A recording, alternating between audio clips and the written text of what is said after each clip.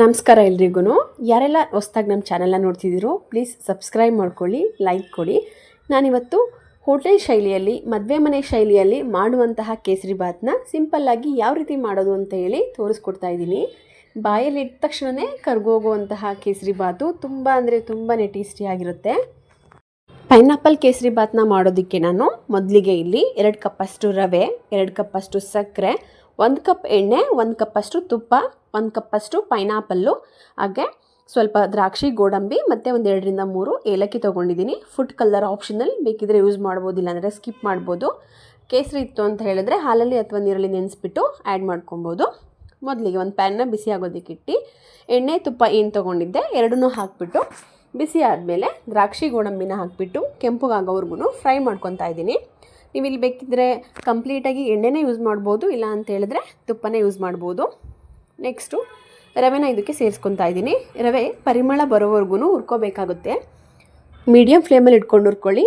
High ಫ್ಲೇಮಲ್ಲಿ ಇಟ್ಟರೆ cup ಆಗೋಗುತ್ತೆ. ರವೆ ಎಲ್ಲ ನೀಟಾಗಿ ಹುರ್ಕೋಬೇಕು. ರವೆನ ಅದರದ್ದು ಘಮ ಏನಿರುತ್ತೆ, ಆ ರವೆ ಫ್ಲೇವರ್ ಏನಿರುತ್ತೆ ಅದು ಬರುತ್ತೆ ತುಪ್ಪದೊಟ್ಟಿಗೆ ಮಿಕ್ಸ್ ಆಗಿ, ಅಲ್ಲಿವರೆಗೂ ಹುರ್ಕೋಬೇಕಾಗುತ್ತೆ. ನೆಕ್ಸ್ಟು 1 ಕಪ್ ಆಗುವಷ್ಟು ಪೈನಾಪಲ್ನ ನಾನು ಸಣ್ಣದಾಗಿ ಕಟ್ ಮಾಡಿ ಇಟ್ಕೊಂಡಿದ್ದೆ. ಅದನ್ನು ಕೂಡ ರವೆ ಒಳಗಡೆ ಹಾಕಿಬಿಟ್ಟು ಹುರ್ಕೊಬೇಕಾಗುತ್ತೆ. 2 ರಿಂದ 3 ನಿಮಿಷಗಳ ಕಾಲ ಫ್ರೈ ಮಾಡ್ಕೊಬೇಕು.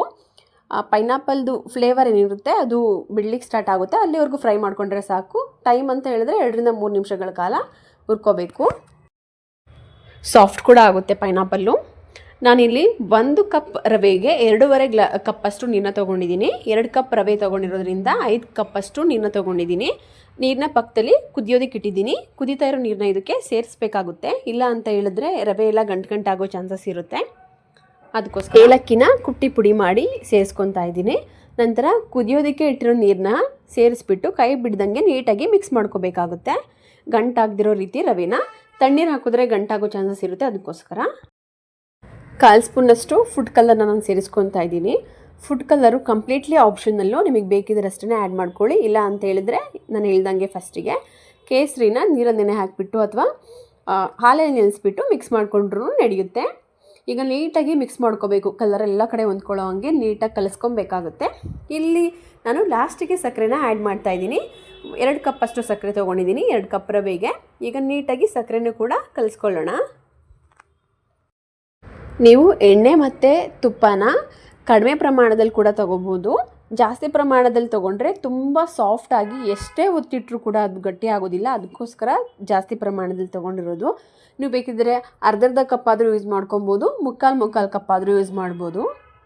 ಇದನ್ನು ಸ್ವಲ್ಪ ಹರಳಿಗೆ ಬಿಡ್ಕೋಬೇಕಾಗುತ್ತೆ ನೀಟಾಗಿ ಮಿಕ್ಸ್ ಮಾಡಿಕೊಂಡು.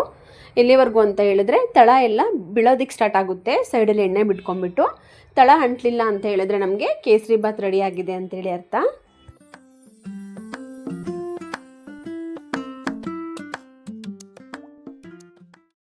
ಇವಾಗ ಪೈನಾಪಲ್ ಕೇಸರಿ ಬಾತ್ ರೆಡಿ ಆಗಿದೆ. ನಾನು ಇದನ್ನು ಸರ್ವ್ ಮಾಡ್ಕೋತಾ ಇದ್ದೀನಿ ತಿನ್ನೋದಕ್ಕೆ. ಎಷ್ಟು ಅಂದರೆ ಸ್ಪೂನಿಗೆ ಕೂಡ ಅಂಟಿಲ್ಲ, ಅಷ್ಟು ಚೆನ್ನಾಗಿತ್ತು ಕೇಸರಿ ಬಾತು. ಬಾಯಲ್ಲಿ ಇಟ್ಟರೆ ಕರಗೋಗೋವಷ್ಟು ರುಚಿಯಾಗಿತ್ತು. ತುಂಬ ಅಂದರೆ ತುಂಬಾ ಚೆನ್ನಾಗಿತ್ತು. ನೀವು ಕೂಡ ನಿಮ್ಮ ಮನೆಯಲ್ಲಿ ಒಂದ್ಸಲ ಟ್ರೈ ಮಾಡಿ ನೋಡಿ, ಹೇಗೆ ಬಂತಂತ ಹೇಳಿ ತಿಳಿಸಿ. ವಿಡಿಯೋ ವೀಕ್ಷಿಸಿದ್ದಕ್ಕಾಗಿ ಧನ್ಯವಾದಗಳು.